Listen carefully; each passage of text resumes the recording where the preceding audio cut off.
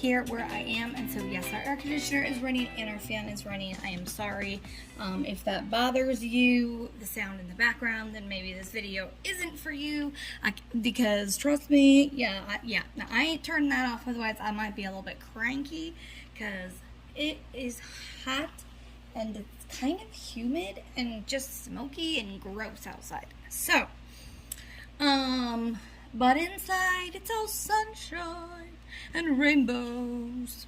I don't know why I sang that. Anyways, as I said, today is Tuesday, which means it is time for Tuesday Tip. And what are we going to learn about today? Today, we are going to go over some accessories that you might want to think about getting if you are new into diamond painting, or maybe you're not new and you just haven't took the plunge to buy anything extra. And so I'm just going to be showing you guys a couple things that can make your life a lot easier and even more fun while you diamond paint. And everything that I show, I will try to remember to link the descriptions down. Okay, let me try that again. Everything I have that I talk about today, I will try to link them down in the description below so that you can go and get your very own. So the first thing I'm going to talk about are trays. There are quite a few different types of trays out there, and when I say like different, I mean really different. Like people have shapes of like a bunny tray and like all of that, which I have to say, if I'm being honest, I never really got into like having a bunch of like cutesy trays, if that makes sense. For the tray, I want the functionality more than like it's cute because it looks like a bunny. Do you know what I mean? So you will get a tray in every single one of your kits. If you do not get a kit from a place that you buy a diamond painting, I suggest looking elsewhere for a diamond painting, because that's just like the basic thing that they should be giving you. And usually it will come with something like this, which we call a green boat, or you get the plain white normal ones, and then they also have these pretty much the same thing in a clear one. And then I have actually even went as too far as to getting a nice little bit bigger of a tray, but this isn't very common in a kit. So these are all fine and they do work, but my least favorite is the green, and I'll tell you why. It's not the size of it, it's actually the height of the lines down here. I have a really hard time getting really nice lines in my drills. And so I just don't like these trays at all. If I'm going to work with just a basic small one, I do usually choose this one.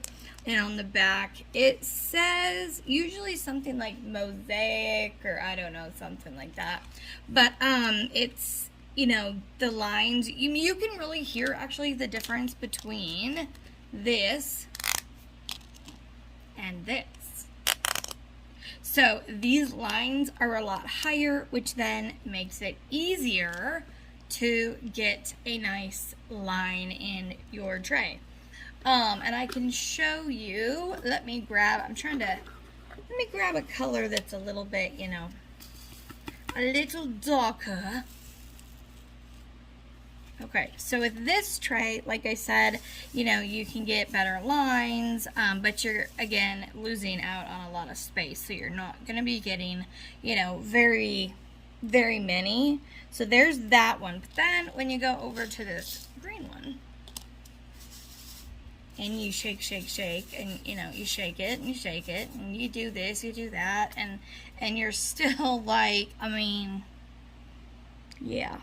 I've been diamond painting for 3 years. I did used to use these because this is like all I had when I very first started. But like, I mean, I can work at this and work at this. And yeah, you can make these work and you can get some lines in there.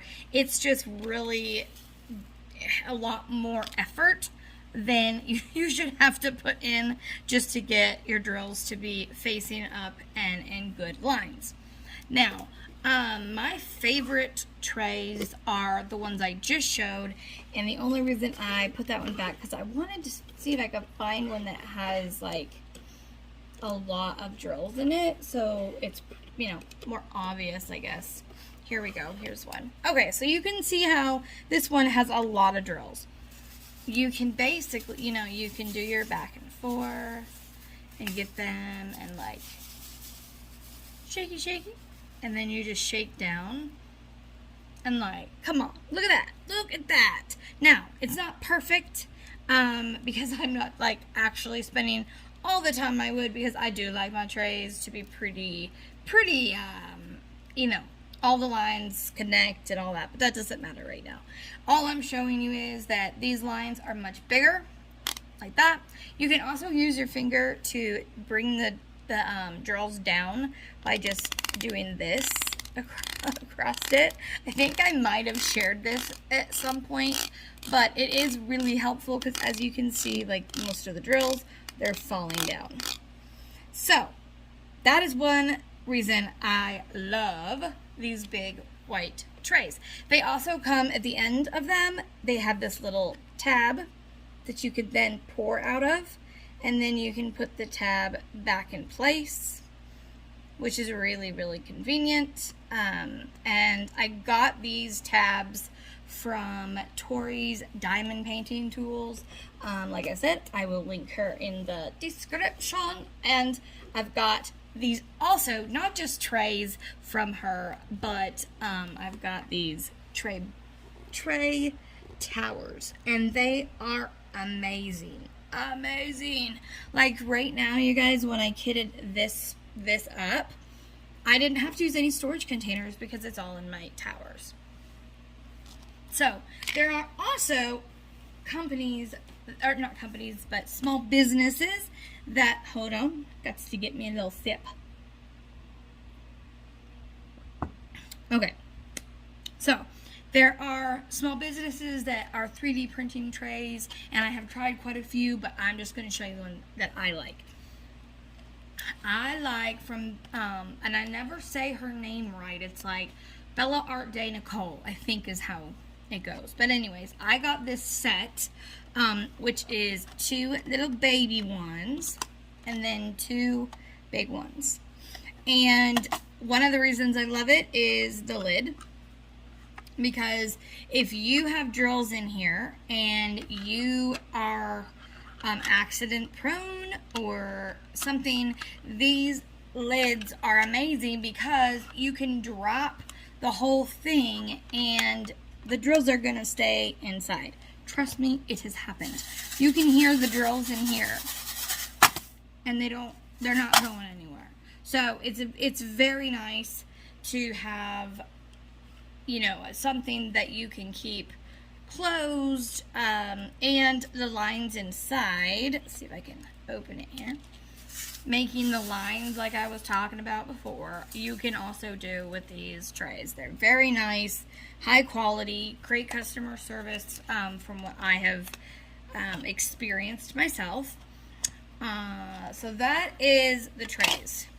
Okay, now we're gonna get into a little bit more of a fun thing. I don't have a ton of these out right now because I have the couple that I want to use for a painting and I switch. And I have a big book of all my pens if you want to see that video. I'll try to link it as well. But when you get a basic kit, you are going to get something that looks similar to this. Could be blue, or it could be pink, or it could be this kind, which is like, I don't know if you can really see that, but it's kind of like a clear sparkle. And a lot of times they will also come with, let me get one here so I can show you. They come with one of these nice little squishies. So if you are going to use the pen that it came with, it does make it more comfortable to sit and diamond paint for hours on your on your little hands and your fingers. So that is your basic pen, okay? Then, you know, you can kind of upscale a little bit. Like, I have this one, which I actually do like. It feels really flimsy, but it has the double barrel at the end of it, which I really like and appreciate. So I do keep this one around, even though it's kind of, I don't know. It's not very widely used anymore. And one of the other things that I like, which right now I have a ton of drills stuck in it, but it also on the bottom has its own little wax compartment. So that makes it kind of cool too. So I do like that. So you can get something like that. You could get something like this. I do sell these ones.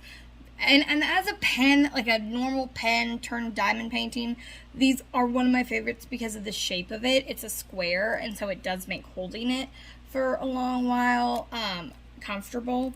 So, and they have different little sayings on them, like this one says shine bright, which of course, my name, like when I saw this, I was like, yes, I really would like to have that. So, anyways, then, you know, we've gotten to like these kind of novelty area type pens, which would be like this one, this huge, you know, mermaid, and it's got a single barrel at the end of it.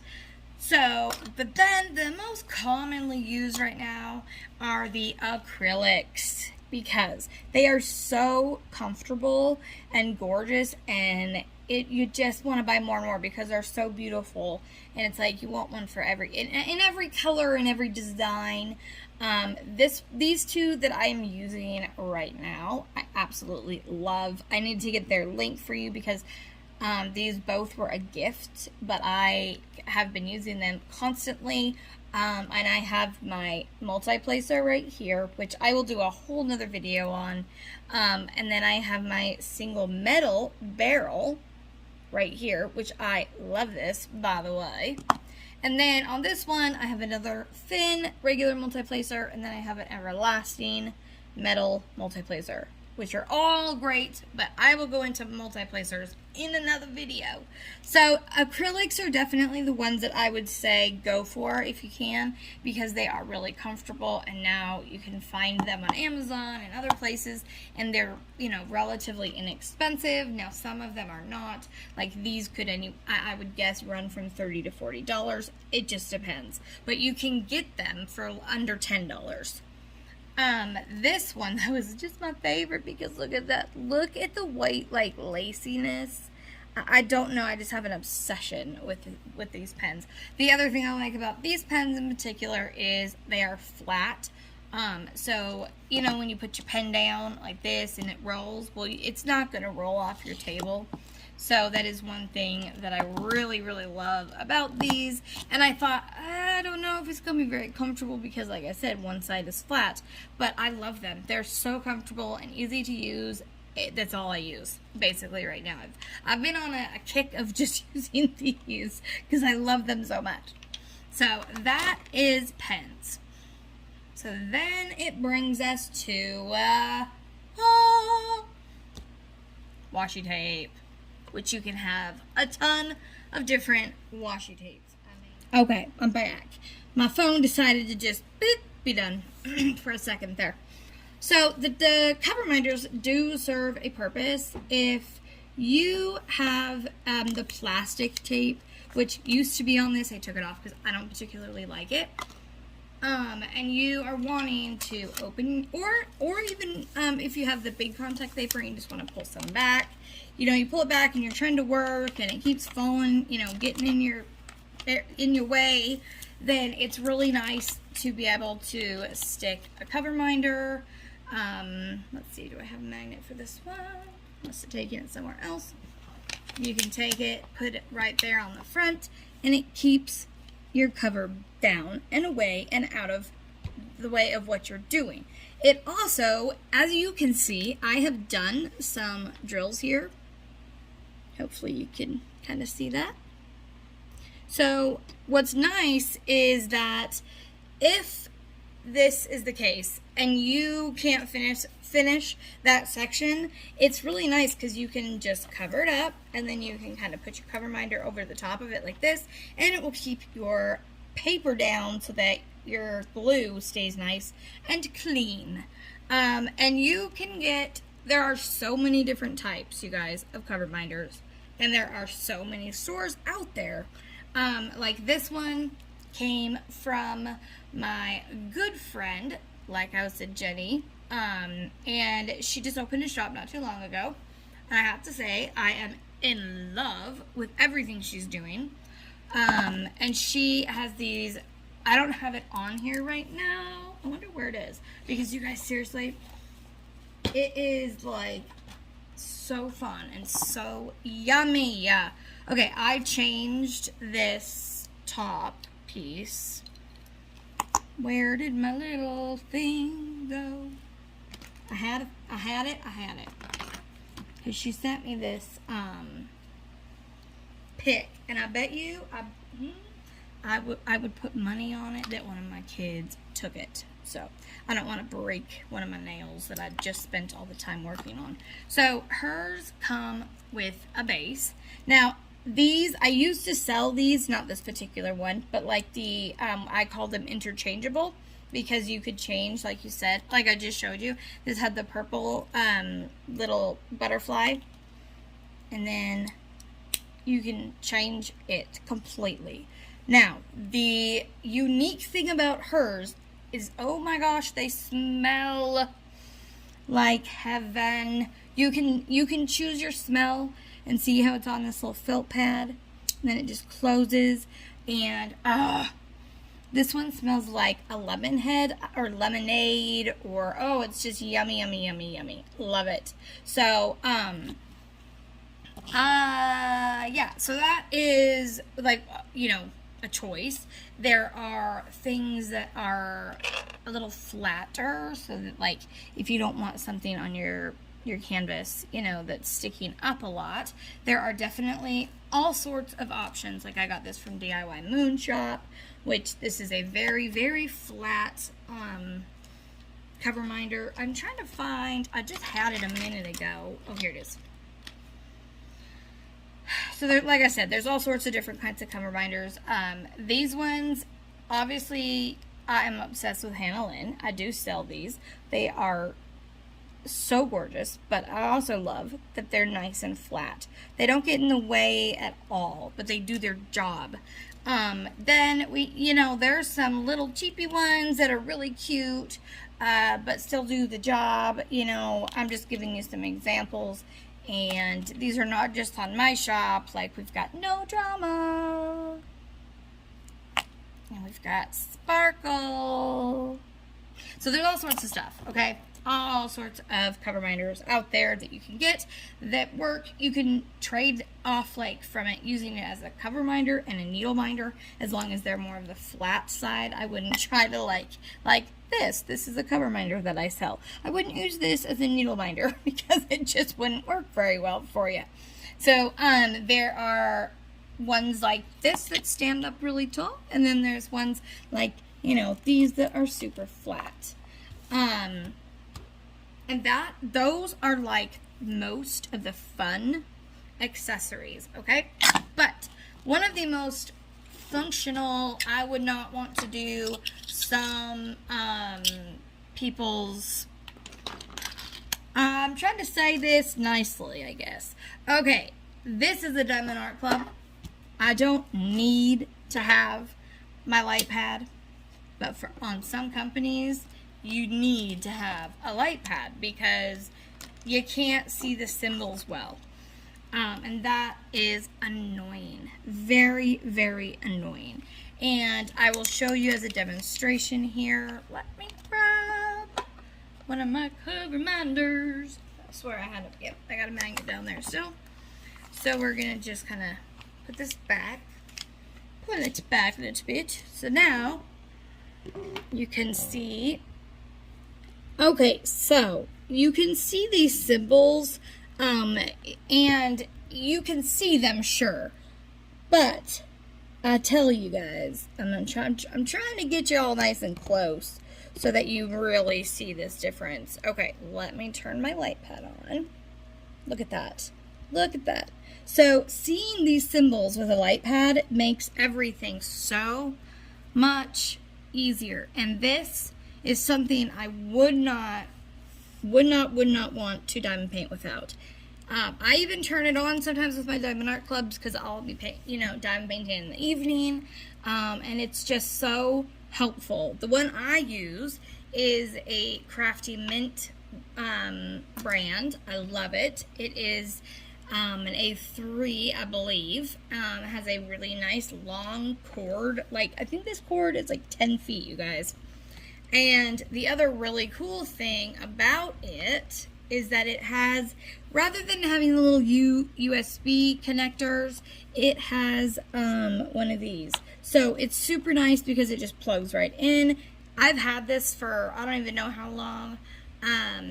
So they are absolutely wonderful, and I seriously would not recommend diamond painting with certain companies without having a light pad. So those are my tips for you today on all the accessories that you can buy.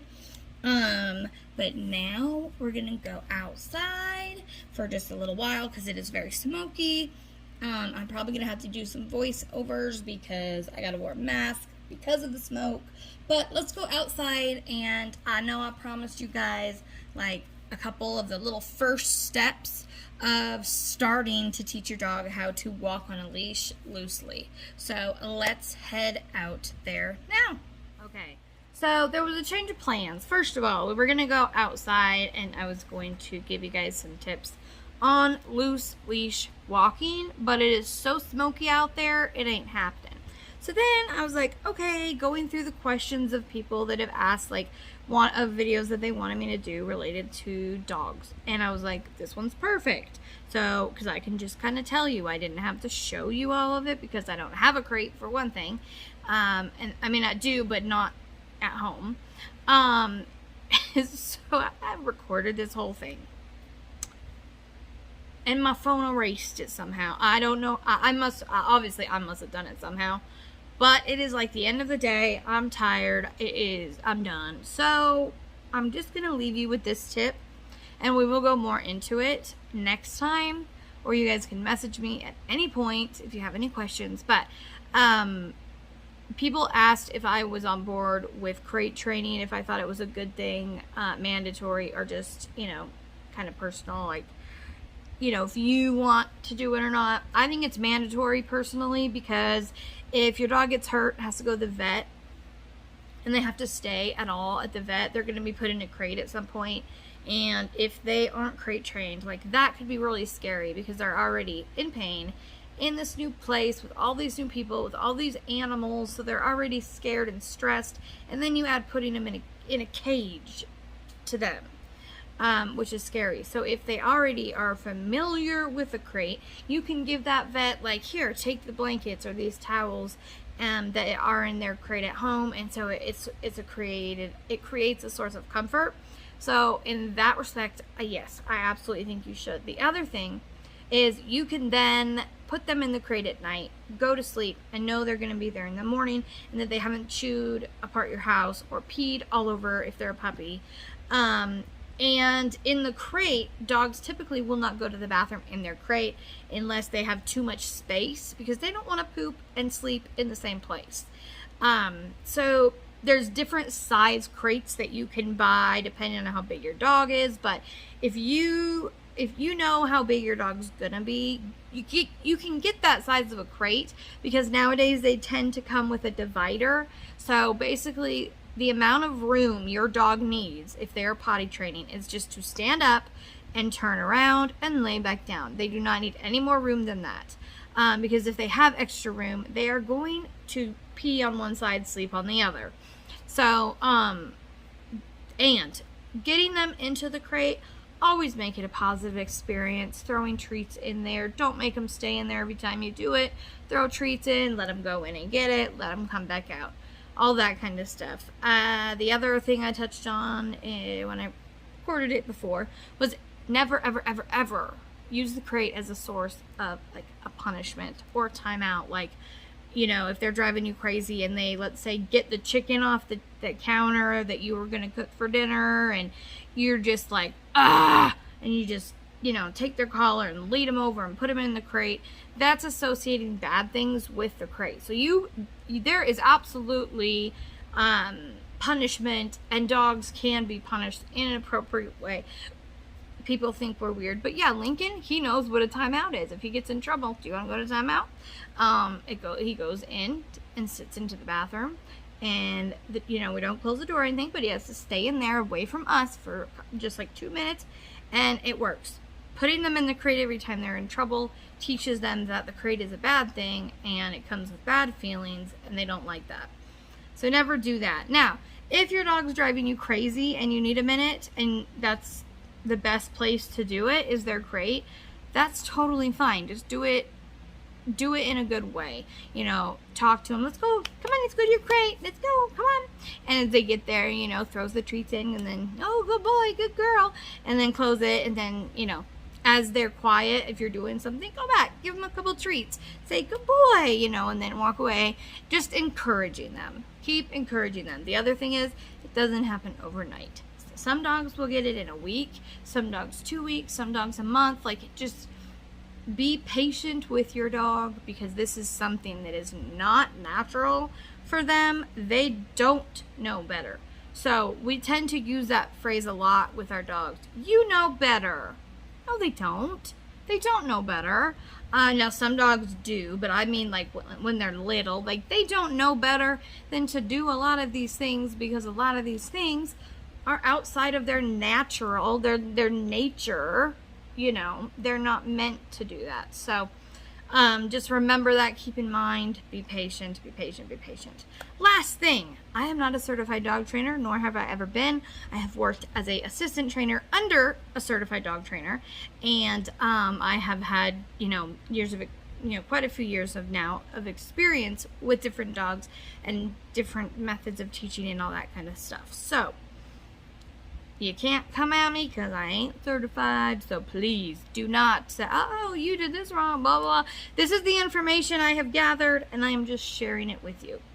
So if you have any other questions, you know, you can leave them in the comments below. You can message me, anything like that. If you have a particular thing you want me to touch on, whether it be diamond painting tip or a dog tip, you can leave that in the comments. You can message me any way you want to go about it. That's totally fine. I hope you guys have a great rest of your Tuesday. With that being said, you are braver than you believe, stronger than you seem, smarter than you think, and definitely loved more than you know. So with that, keep on shining, and I'll see you next time. Bye, guys. Thank you for watching, and if you haven't already and would like to subscribe, don't forget to hit the subscribe button below and the bell icon so you can be notified anytime I put up a new video.